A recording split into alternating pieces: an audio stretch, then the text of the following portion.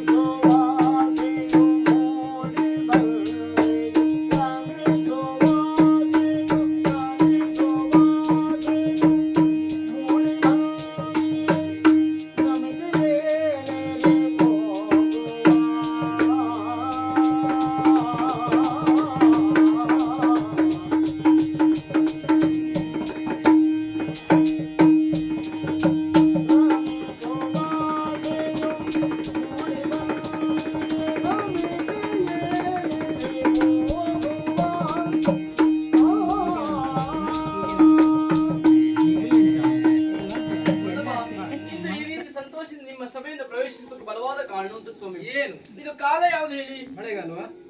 ನಿಮಗೆ ಗೊತ್ತಿರೋದಷ್ಟೇ. ಅದಲ್ಲ, ವಸಂತ ಮಾಸ.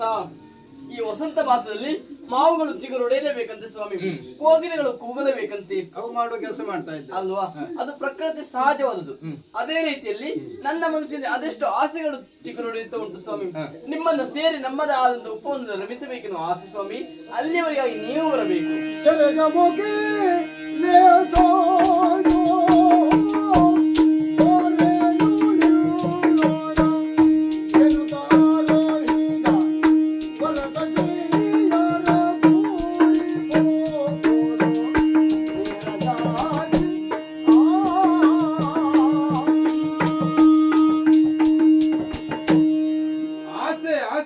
ಹೇಳ್ತಾ ಇದ್ದೀಯ.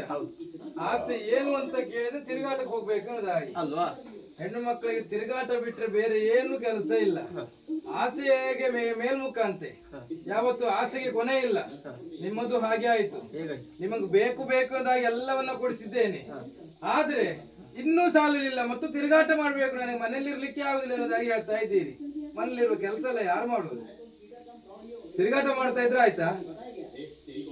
ಅಷ್ಟು ಮಾತ್ರವೇ ಅಲ್ವೇ, ನಾನು ಯಾಕೆ ನಿಮ್ಮೊಡನೆ ಬರುವುದಿಲ್ಲ ಅಂತ ಹೇಳಿದ್ರೆ ಭಾವಿಸಿದ್ದೀಯಾ? ಆ ಕಾರಣಕ್ಕಾಗಿ ಅಲ್ಲ.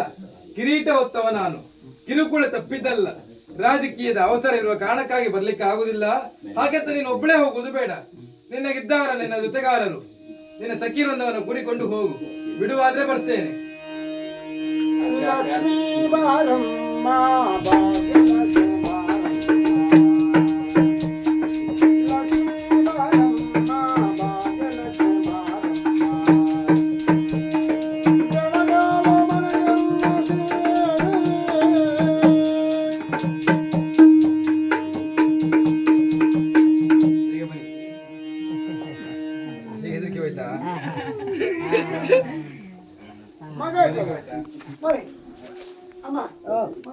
ಮಗ ಜೋಡಿಸಿಗೆ ಹೋಗಿದ್ದಾನೆ, ಬರ್ ಲೇಟ್ ಆಗ್ತದೆ.